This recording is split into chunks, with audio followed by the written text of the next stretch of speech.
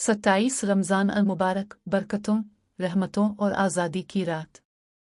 रमज़ान अल-मुबारक का महीना अपनी रहमतों, बरकतों और मग़फ़िरत के बाइस मुसलमानों के लिए बेहद मुक़द्दस है। ख़ास तौर पर आखिरी अशरा इबादत, तौबा और अल्लाह की क़ुर्बत हासिल करने के लिए बेहतरीन मौका होता है। इसी अशरे में एक ऐसी रात आती है जो 1000 महीनों से अफजल है, जिसे शब क़द्र कहा जाता है। बहुत से उलमा के नज़दीक 27 रमज़ान अल-मुबारक ही वो बाबरकत रात है जिसमें कुरान पाक नाजिल हुआ और जिसमें अल्लाह ताला की बेइंतहा रहमतें नाजिल होती हैं। 27 रमज़ान अल-मुबारक और शब क़द्र की अहमियत। 27 रमज़ान को अक्सर शब क़द्र से मंसूब किया जाता है, हालांकि शब क़द्र की सही तारीख़ का इल्म सिर्फ़ अल्लाह ताला को है। लेकिन जो शख्स भी रमज़ान के आखिरी अशरे की ताक़रातों में इबादत करता है, इसे शब क़द्र का सवाब ज़रूर मिलता है। हदीस मुबारका के मुताबिक जो शख्स ईमान और सवाब की नीयत से शब क़द्र में इबादत करे, इसके पिछले तमाम गुनाह मुआफ़ कर दिए जाते हैं। बुखारी और मुस्लिम। यही वजह है कि 27 रमज़ान की रात दुनिया भर के मुसलमान खुसूसी इबादत में मसरूफ़ होते हैं, नवाफिल पढ़ते हैं, कुरान मजीद की तिलावत करते हैं और अल्लाह से अपने गुनाहों की मुआफ़ी मांगते हैं। पाकिस्तान की आज़ादी और 27 रमज़ान। 27 रमज़ान अल-मुबारक की एक और ख़ास अहमियत ये भी है कि 14 अगस्त 1947, जो कि 27 रमज़ान अल-मुबारक 1366 हिजरी थी, इसी रात पाकिस्तान माज़न वजूद में आया।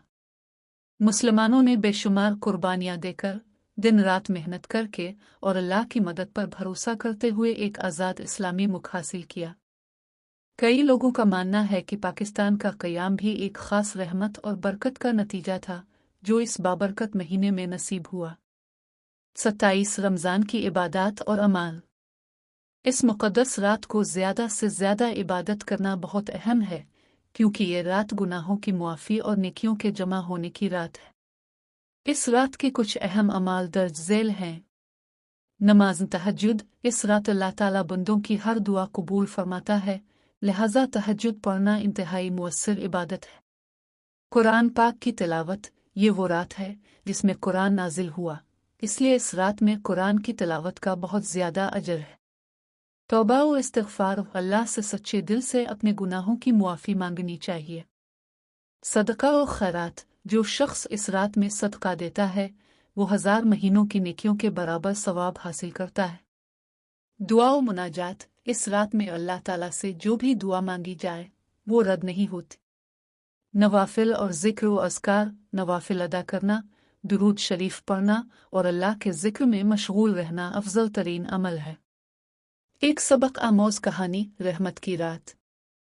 हमज़ा एक नौजवान लड़का था जो आम दिनों में नमाज और इबादत में ज़्यादा दिलचस्पी नहीं लेता था, लेकिन रमज़ान में वो हमेशा तरावी पढ़ने की कोशिश करता।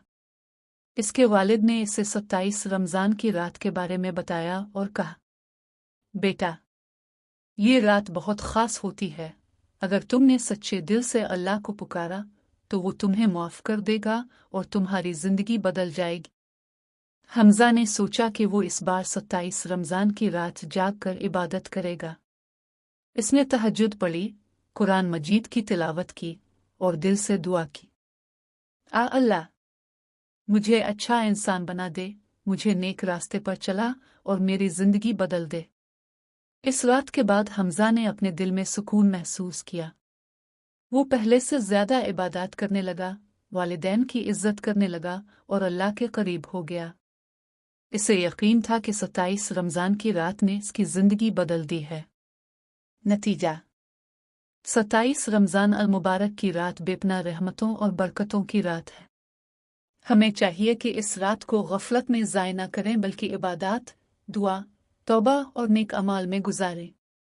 अल्लाह ताला हमें इस मुक़द्दस रात की बरकतें हासिल करने की तौफ़ीक़ अता फ़रमाए।